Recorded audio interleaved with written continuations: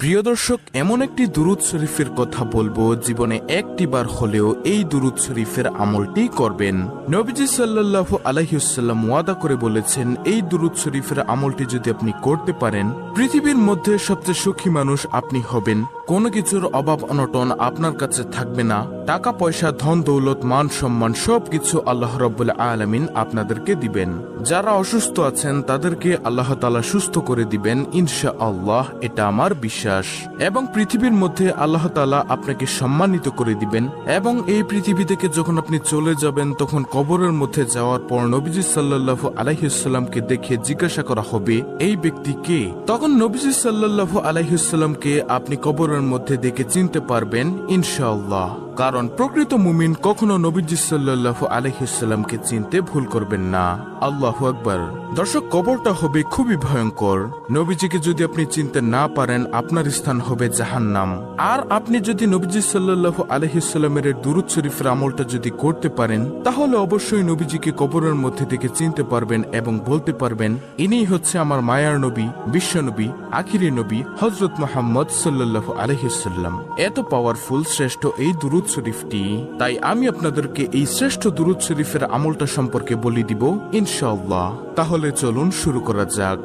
দর্শক, কবরের মধ্যে আপনাদের কোনো ভয় থাকবে না এবং যেই হাসরের ময়দানে মানুষ হাহাকার চিৎকার করবে, এই হাসরের ময়দানেও আপনাদের কোনো ভয় থাকবে না। এবং হাসরের ময়দানে আল্লাহ রাব্বুল আলামিন আপনার হিসাবটা একেবারে সহজভাবে নিবেন, এই দুরূদ শরীফটা যদি আপনি পাঠ করতে পারেন, দুরূদ শরীফের আমল করতে পারেন। কিন্তু প্রিয় দর্শক, এখানে একটি শর্ত হলো, শুধু দুরূদ শরীফ পাঠ করলেই হবে না, পাশাপাশি আপনাকে নবীজির সুন্নত এবং আল্লাহ তাআলার ফরজ বিধানগুলো পালন করতে হবে। দেখা গেল যে আপনি নামাজ পড়লেন না, রোজা রাখলেন না, হালাল হারাম বিবেচনা করলেন না, শুধু দুরূদ শরীফ পাঠ করলেন, তাহলে কিন্তু হবে না। হাসরের ময়দানে আল্লাহ রাব্বুল আলামিন আপনাকে ডাক দিয়ে ডাকার পর আপনার চেহারার দিকে তাকাবে এবং আমলনামার দিকে তাকাবে। তাকিয়ে আল্লাহ রাব্বুল আলামিন বলবে, যাও বান্দা, আমি তোমাকে ক্ষমা করে দিলাম। সুবহানাল্লাহ। তখন আর কোনো প্রশ্ন করবেন না। এই দুরূদের উসিলায় নবীজি সাল্লাল্লাহু আলাইহি ওয়াসাল্লামের সুপারিশে আপনি বিনা হিসেবে হাসতে হাসতে আল্লাহ তাআলার ওই সুন্দর জান্নাতের মধ্যে প্রবেশ করতে পারবেন ইনশাআল্লাহ, যদি আল্লাহ তাআলা দয়া করেন এবং নবীজি সাল্লাল্লাহু আলাইহি ওয়াসাল্লাম যদি সুপারিশ করেন। তাই আমি আপনাদেরকে অনুরোধ করে বলবো, অবশ্যই দুরূদ শরীফের আমল বেশি বেশি করবেন। যে কোনো দুরূদ শরীফ পড়লেই তো লাভ, কিন্তু এই ভিডিওর দুরূদ শরীফটা পড়লে স্পেশাল লাভ।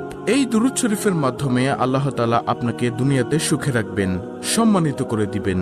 যে সম্মানের জন্য সবাই পাগল, যে সুখের জন্য সবাই পাগল, কিন্তু সবাই জানে না যে নবীজির দুরূদের মধ্যে যে সুখ আছে। একবার নবীজি সাল্লাল্লাহু আলাইহি ওয়াসাল্লাম ওয়াদা করে বলেছেন, এই দুরূদ শরীফটা আপনি একবার পড়বেন আর সঙ্গে সঙ্গে নবীজির রওজা পাকে ফেরেশতারা আপনার নাম, আপনার বাবার নাম, আপনার ঠিকানা সহকারে নবীজির রওজা মুবারকে পৌঁছে দিবে ফেরেশতারা। এবং সঙ্গে সঙ্গে আপনার মর্যাদা আল্লাহ তাআলা 10 গুণ বৃদ্ধি করে দিবেন। এবং সঙ্গে সঙ্গে 10টি রহমত আপনার উপর নাজিল হবে এবং 10টি গুনাহ আপনার ক্ষমা হয়ে যাবে এবং 10টি নেকি আল্লাহ তাআলা আপনার আমলনামার মধ্যে দিয়ে দিবেন। সুবহানাল্লাহ। তাই আমি আপনাদেরকে বলবো, নবীজির দুরূদ আপনারা বেশি বেশি পড়বেন এবং আপনারা এই দুরূদ শরীফটা প্রতিদিন সকালে 100 বার পড়বেন। যদি দিনে পড়তে না পারেন তাহলে রাত হলেও পড়বেন। আর পড়তে মনে না থাকলে কোনো সমস্যা নেই, যখনই মনে হবে তখনই আপনি এই দুরূদ শরীফের আমলটি করবেন। ছোট্ট একটি ঘটনা আমি আপনাদেরকে বলবো।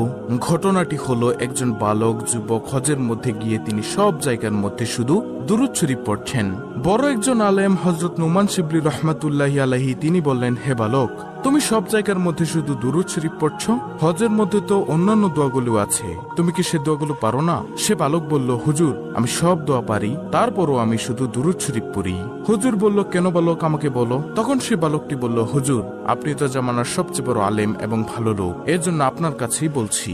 আমি দুরূদ শরীফের যে কি পাওয়ার, যে শক্তি দেখেছি, অন্য কোনো কিছুর মধ্যে আমি এত শক্তি, এত পাওয়ার দেখিনি। তখন সেই বালকটিকে হুজুর বলল, আচ্ছা বলো তো দেখি, দুরূদ শরীফের মধ্যে তুমি কেমন শক্তি, কেমন পাওয়ার দেখেছো? তিনি বলল, অর্থাৎ সেই বালকটি বলল, আমার বাবার সঙ্গে আমি হজের মৌসুমের সময় কাফেলার সঙ্গে আমরা হজ করতে আসতেছিলাম। আসার সময় পথিমধ্যে আমার বাবা হঠাৎ অসুস্থ হয়ে গেল। অসুস্থ হয়ে যাওয়ার পর আমাদের যাত্রা বিরতি করলো। সেখানে আমরা অবস্থান করলাম। আমার বাবার অসুস্থতা দিনের দিন এবং সময় সময় বাড়তেই আছে। এজন্য আমাদের কাফেলার মধ্যে আমাদের সঙ্গে যারা ছিল, এক দলের মধ্যে তারা বলল, হে বালক, তুমি তোমার আব্বুর খেদমত করো, তারপরে তুমি রাস্তা দিয়ে চলে আসো। আমরা চলে যাই মক্কাতে হজ করার জন্য জন্য তোমরা আস্তে আস্তে আসো। তখন সেই বালক হুজুরকে বলল, আমাদের কাফেলার লোকগণ সবগুলো চলে গেল এবং আমি আমার আব্বুর খেদমত করতেছিলাম। হঠাৎ করে আমার আব্বুর অসুস্থতা আরো বেড়ে যায় এবং হঠাৎ করে দুনিয়া থেকে বিদায় নিয়ে চলে যায়, মারা যায় আমার আব্বু। আমি দেখলাম হুজুর আমার বাবার চেহারাটা কালো কুচকুচে হয়ে গিয়েছে, বিগড়ে গিয়েছে, খারাপ হয়ে গিয়েছে। আমি দুশ্চিন্তায় পড়ে গেলাম, হায়রে এমন একটি জায়গার মধ্যে, মরুভূমির মধ্যে আমার আব্বুর এই অবস্থায়, আশেপাশে কোনো মানুষও নেই। যদি কোনো মানুষ দূর থেকে এসে দেখে আমার আব্বুকে এভাবে খারাপ চেহারা হয়ে গিয়েছে, বিকৃত হয়ে গিয়েছে, চেহারাটা কালো হয়ে গিয়েছে, খারাপ হয়ে গেছে, তখন মানুষ কি মনে করবে? তখন তিনি অর্থাৎ বালকটি কান্না করতে করতে বাবার চেহারার মধ্যে কাপড়টা দিয়ে ঘুরে কান্না করতে করতে সেই জায়গার মধ্যেই মনের অজান্তে ঘুমিয়ে গেছে। তিনি বললেন, অর্থাৎ সে বালকটি বলল, আমি ঘুমের মধ্যে দেখলাম একজন সাদা জুব্বা পাগড়ি পরা লোক আমার আব্বুর কাছে আসলো। আসার পর আমার আব্বুর কাপড়টা মুখ থেকে সরালো।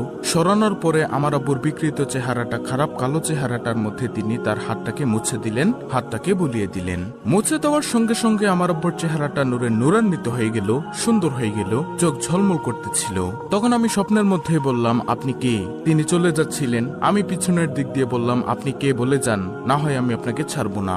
কারণ এমন কঠিন সময়ের মধ্যে আমরা বিপদের মধ্যে পড়ে গিয়েছি, আর আপনি আসলেন, এসে আমার বাবাকে সাহায্য করলেন, আমার বাবার চেহারাটাকে আপনি সুন্দর করে দিলেন। আপনি কে?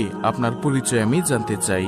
তখন তিনি বললেন, অর্থাৎ ওই সাদা জুব্বা পাগড়ি পরা তিনি বললেন, আমি আর কেউই নই, আমি হলাম বিশ্ব নবী, আখিরি নবী, নবী মুহাম্মদ সাল্লাল্লাহু আলাইহি ওয়াসাল্লাম। তখন সেই বালকটি স্বপ্নের মধ্যে বলল, আপনি কেন এসেছেন ইয়া রাসূলুল্লাহ সাল্লাল্লাহু আলাইহি ওয়াসাল্লাম? আপনি নিজে কেন চলে এসেছেন? আল্লাহর রাসূল সাল্লাল্লাহু আলাইহি ওয়াসাল্লাম তখন বললেন, তোমার বাবা দৈনিক দিনে 100 বার দুরূদ শরীফ পড়ে, রাতে 100 বার দুরূদ শরীফ পড়ে। আজকের দিনেরটা আমি পেয়েছি কিন্তু রাতেরটা পাই না। ফেরেশতাকে জিজ্ঞাসা করলাম। ফেরেশতারা তখন বলল, আপনার সেই আশেক, আপনার ভক্ত যে দুরূদ শরীফ পাঠ করে, আপনার উম্মত, সে তো খুব বিপদের মধ্যে আছে, দুনিয়ার মধ্যে তেমন ভালো আমল করেনি, এজন্য চেহারাটা পাল্টে গিয়েছে, বিগড়ে গিয়েছে, এজন্য রাতের দুরূদটা সে পাঠাতে পারে নাই। এটা নবীজিকে ফেরেশতা বলেছেন।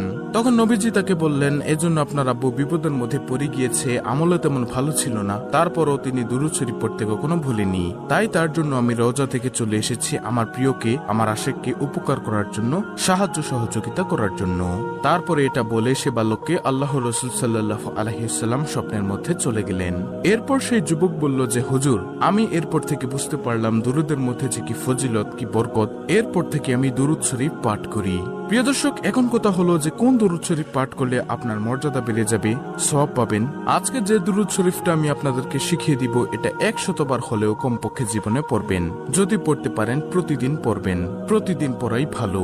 যদি পড়তে না পারেন, যখনই মনে চাইবে তখনই এই দুরুদ শরীফটা পড়বেন। আর সেই দুরুদ শরীফটা হলো, আল্লাহুম্মা সাল্লি আলা সাইয়্যিদিনা মাওলানা মুহাম্মাদিন ওয়া আলা আলি সাইয়্যিদিনা মাওলানা মুহাম্মাদিন ওয়া বারিক ওয়া সাল্লিম। প্রিয় দর্শক, আমি আবার বলছি, ভালো করে শুনুন, স্ক্রিনশট নিয়ে নিন। আল্লাহুম্মা সাল্লি আলা সাইয়্যিদিনা মাওলানা মুহাম্মাদিন ওয়া আলা আলি সাইয়্যিদিনা মাওলানা মুহাম্মাদিন ওয়া বারিক ওয়া সাল্লিম। খুবই পাওয়ারফুল একটি দুরুদ, আপনারা প্রতিদিন 100 বার করে হলেও পড়বেন। যে কোনো সময় মনে চাইলে এই দুরুদটি পাঠ করবেন। টাকা পয়সা, ধন সম্পদ আপনার চতুর্দিক থেকে আল্লাহ রাব্বুল আলামিন আপনাকে দিয়ে দিবেন ইনশাআল্লাহ। এছাড়াও প্রিয় দর্শক, আপনি নবীজি সাল্লাল্লাহু আলাইহি ওয়াসাল্লামের উপর সব সময় যে কোনো দুরুদ শরীফ পাঠ করবেন। শুক্রবার দিনে, জুম্মার দিনে বেশি পাঠ করার চেষ্টা করবেন। এই ছিল আমাদের আজকের ভিডিও, অত্যন্ত গুরুত্বপূর্ণ একটি ভিডিও। ভিডিওটি ভালো লাগলে অবশ্যই চ্যানেলটিকে সাবস্ক্রাইব করে পাশে থাকা বেল বাটন অল বাজিয়ে দিবেন। ভিডিওটিতে একটি লাইক দিবেন এবং কমেন্টে আমিন লিখবেন এবং অন্য মুসলিম ভাই বোনদের কাছে ভিডিওটি শেয়ার করে দিবেন, যেন তারাও দেখে শিখে এই দুরুদের আমলটি করতে পারে। আল্লাহ রাব্বুল আলামিন আমাদের সকলকে দুরুদ শরীফের আমল নিয়মিত করার তৌফিক দান করুন। আমিন।